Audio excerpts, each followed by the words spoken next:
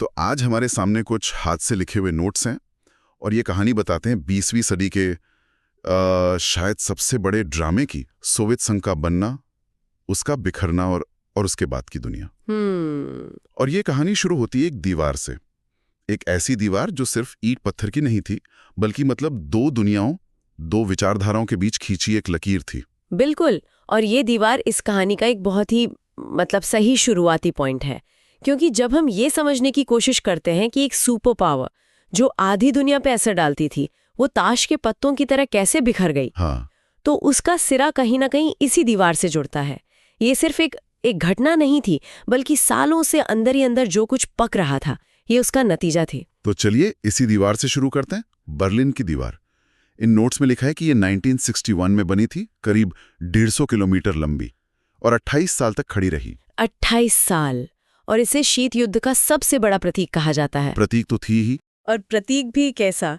ये शायद दुनिया की पहली दीवार थी जो दुश्मनों को बाहर रखने के लिए नहीं, अच्छा, बल्कि अपने ही लोगों को अंदर कैद रखने के लिए बनाई गई थी। ओहो। कि पूर्वी जर्मनी के लोग भागकर पश्चिमी जर्मनी ना जा पाए। ओहो। ये एक अकेली बात उस पूरे सोवियत सिस्टम के बारे में बहुत कुछ कह देती है। वाह, ये तो सोचने का एक बिल्कुल अलग नजरिया है। एक दीवार जो एक जेल का काम कर रही थी, और जब 9 नवंबर 1989 को ये टूटी, तो वो मंजर भी उतना ही नाटकीय था। इन नोट्स में एक दिलचस्प बात लिखी है कि इसे किसी सेना ने नहीं, बल्कि आम लोगों की भीड़ ने तोड़ दिया था। यही तो इसकी सबसे खास बात थी। ये लोगों के गुस्से और आजादी की चाहत का एक विस्फोट था। और इसके गिरने का असर सिर्फ जर्मनी तक नहीं रहा। नहीं, बिल्कुल नहीं। जैसे ही दीवार गिरी, पूर्वी यूरोप के बाकी देशों में, जैसे पोलैंड, हंगरी, चेकोस्लोवाकिया, वहां भी साम्यवादी सरकारें एक एक करके गिरने लगी। और सोवियत संघ वो बस देखता रहा, कुछ कर नहीं पाया। और ये इस बात का साफ संकेत था कि अब मॉस्को की पकड़ कमजोर पड़ चुकी है। तो दीवार का गिरना तो एक बहुत बड़ा ड्रामा था जिसे पूरी दुनिया ने टीवी पर देखा, लेकिन मेरे मन में सवाल ये आता है कि उस पर्दे के पीछे आखिर चल क्या रहा था? ये सोवियत सिस्टम जिसके बारे में इतनी बातें होती हैं, वो असल में था कैसा? ये एक बहुत जरूरी सवाल है, क्योंकि दीवार तो सिर्फ एक लक्षण थी, बीमारी तो पूरे सिस्टम में थी। देखिए, 1917 की क्रांति के बाद इसकी नींव बराबरी वाले समाज के विचार पर रखी गई थी, जहां कोई निजी संपत्ति न हो, सब कुछ सरकार का हो। सुनने में तो अच्छा लगता है। हाँ, लेकिन हकीकत में इस सिस्टम में सबसे ज्यादा अहमियत सरकार और एक ही पार्टी को दी गई, कम्युनिस्ट पार्टी को। कोई विपक्ष नहीं, कोई दूसरा राजनीतिक दल नहीं। अर्थव्यवस्था से लेकर लोगों की जिंदगी तक हर चीज पर पार्टी का कंट्रोल था। यह नोट्स में एक बात मुझे थोड़ी अजीब लगती है। एक तरफ लिखा है कि सोवियत संघ की अर्थव्यवस्था दूसरे विश्व युद्ध के बाद अमेरिका को छोड़कर बाकी दुनिया से कई ज्यादा विकसित थी। उनके पास जबरदस्त संचार प्रणाली थी, बड़े ऊर्जा संसाधन थे, और दूसरी तरफ यह भी लिखा है कि वहां आम चीजों की, उपभोक्ता वस्तुओं की क्वालिटी बहुत ही खराब थी। ये दोनों बातें एक साथ सच कैसे हो सकती हैं? आपका सवाल ही उस सिस्टम के विरोधाभास को उजागर करता है। अच्छा।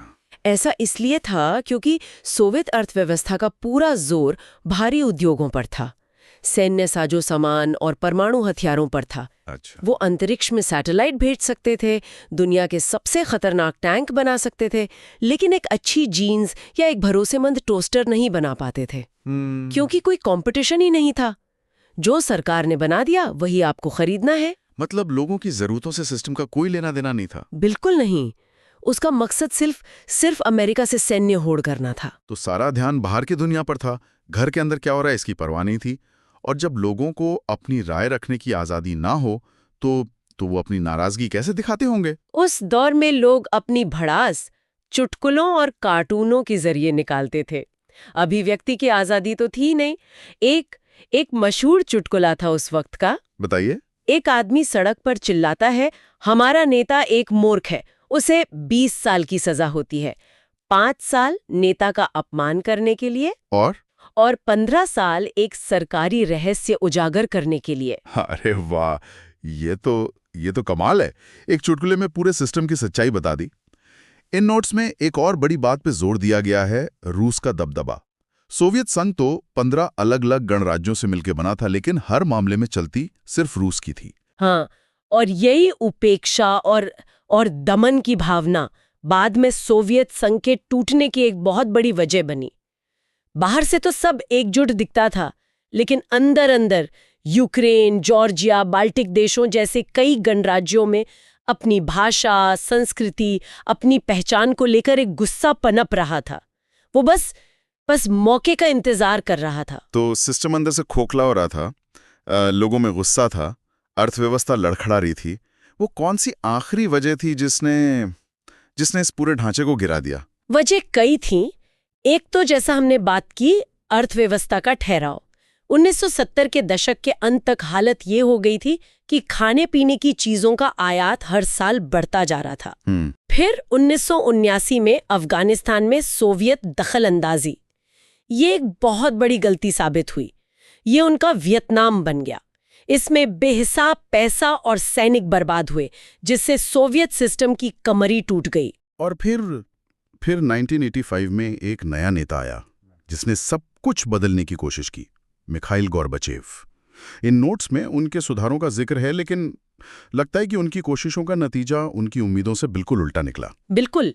गोर्बाचेव समझ गए थे कि सिस्टम बीमार है और उसे इलाज की जरूरत है। उन्होंने 2 बड़े हथियार चलाए, ग्लासनोस्त यानी खुलापन, जिससे लोगों को थोड़ी बोलने की, सरकार की आलोचना करने की आजादी मिली, और दूसरा था पेरेस्ट्रोइका यानी अर्थव्यवस्था का पुनर्गठन, जिसमें सरकारी कंट्रोल को कम करने की कोशिश की गई। खुलापन और पुनर्गठन सुनने में तो ये बहुत अच्छे लगते हैं, फिर गड़बड़ कहाँ हुई?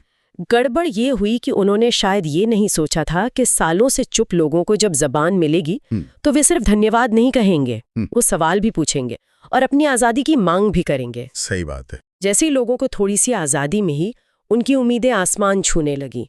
उन्हें लगा कि सुधार बहुत धीरे हो रहे हैं। बिल्कुल। वहीं दूसरी तरफ कम्युनिस्ट पार्टी के पुराने और कट्टर नेता थे। उन्हें लगा होगा कि सब कुछ हाथ से निकल रहा है। बिल्कुल। उन्हें लगा कि गोर्बाचेव बहुत तेजी से सब कुछ बदल रहे हैं और इससे उनकी सत्ता चली जाएगी। तो एक तरफ जनता थी जिसे और ज्यादा आजादी चाहिए थी, और दूसरी तरफ पार्टी के पुराने नेता जो कोई बदलाव नहीं चाहते थे। गोर्बाचेव बीच में फंस गए। और इसी खींचतान के बीच 1991 में कम्युनिस्ट पार्टी के कट्टरपंथियों ने गोर्बाचेव के खिलाफ एक तख्ता पलट की कोशिश की, लेकिन तब तक जनता आजादी का स्वाद चख चुकी थी।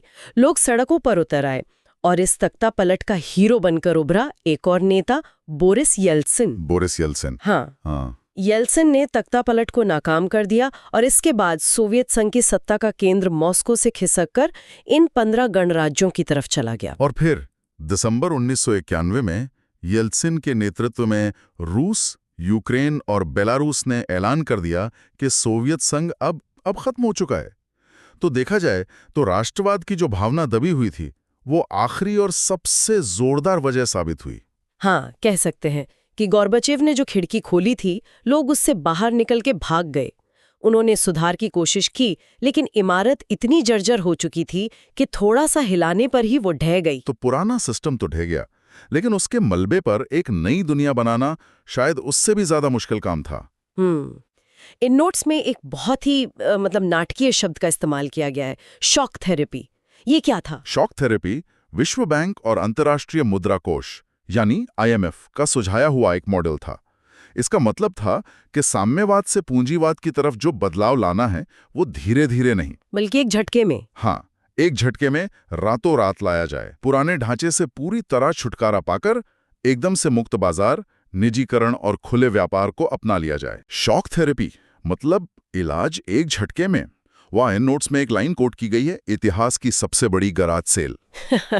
ये तो बहुत ही तीखी टिप्पणी है, और ये जमीनी हकीकत के बहुत करीब थी। इसका मतलब क्या था? क्या सच में सब कुछ कौड़ियों के भाव बिक गया? हकीकत इससे भी ज्यादा भयावह थी। रूस और बाकी गणराज्यों के बड़े बड़े सरकारी उद्योग, जिनकी कीमत अरबों डॉलर थी, उन्हें बहुत ही सस्ते दामों पर निजी हाथों में बेच दिया गया। अच्छा। रातों रात कुछ लोग अरबपति बन गए, जिन्हें आज हम ओलिगार्क्स के नाम से जानते हैं। ये वाकई एक गराज सेल जैसा ही था, जहां देश की संपत्ति की लूट मची हुई थी। और आम लोगों पर इसका क्या असर हुआ, जिनकी पूरी जिंदगी एक समाजवादी व्यवस्था में गुजरी थी, जहां सरकार हर चीज का ध्यान रखती थी? आम लोगों के लिए ये एक सुनामी जैसा था। रूसी मुद्रा रूबल की कीमत इतनी गिर गई कि लोगों की जिंदगी भर की बचत, मतलब कागज के टुकड़ों के बराबर रह गई। हे भगवान। से मिलने वाली सब्सिडी, सुविधाएं सब खत्म हो गईं। सामूहिक खेती का सिस्टम टूटने से देश में अनाज का संकट पैदा हो गया। करोड़ों लोग मतलब अचानक गरीबी में धकेल दिए गए। और समाज पर इसका असर ये हुआ कि एक नया माफिया वर्ग पैदा हुआ जिसने ज्यादातर आर्थिक गतिविधियों पर कब्जा कर लिया। अमीर और गरीब के बीच की खाई इतनी बढ़ गई जितनी सोवियत दौर में किसी ने सोची भी नहीं थी। तो ये शॉक थेरेपी एक इलाज कम और एक नई ज्यादा दर्दनाक बीमारी ज्यादा साबित हुई। पुरानी व्यवस्था तो खत्म कर दी, लेकिन नई व्यवस्था बनाने में पूरी तरह नाकाम रही। बिल्कुल, इसने एक पूरे समाज को तोड़कर रख दिया और एक ऐसी पीढ़ी तैयार की जिसके मन में लोकतंत्र और पूंजीवाद को लेकर एक बहुत गहरी कड़वाहट भर गई। आज के रूस में जो कुछ हो रहा है उसकी जड़ें कहीं ना कहीं 1990 के दशक के उसी दर्दनाक अनुभव में है। तो आज की इस पूरी बातचीत को अगर हम समेटें तो हमने एक दीवार के गिरने से शुरुआत की, फिर एक महाशक्ति के अंदरूनी खोखलेपन को समझा और आखिर में उस दर्दनाक बदलाव को देखा जिसे शॉक थेरेपी कहा गया। और इससे जो सबसे बड़ी बात निकल कर आती है वो ये है कि सोवियत संघ का पतन किसी एक वजह से नहीं हुआ। ये आर्थिक कमजोरियों, राजनीतिक जवाबदेही की कमी और सबसे बढ़कर राष्ट्रवाद के उभार का मिला-जुला नतीजा था। और गोर्बाचेव के सुधारों ने अनजाने में इस प्रक्रिया को और तेज कर दिया। उन्होंने एक ऐसी आग को हवा दे दी जो पहले से ही सुलग रही थी। इन नोट्स और हमारी बातचीत के बाद एक गहरा सवाल मेरे मन में घूम रहा है। जब कोई बहुत बड़ी और पुरानी व्यवस्था टूट रही हो तो उसे बदलने का सही तरीका क्या होता है? क्या शॉक थेरेपी जैसा अचानक, तेज और दर्दनाक बदलाव जरूरी होता है, या फिर धीमी गति से धीरे धीरे होने वाला सुधार बेहतर है? और उसकी मानवीय कीमत क्या होती है? हाँ, और इस तरह के तेज बदलावों की जो मानवीय कीमत होती है, क्या कोई भी समाज उसे चुकाने के लिए तैयार हो सकता है? ये एक ऐसा सवाल है जिसका जवाब शायद इतिहास आज भी ढूंढ रहा है।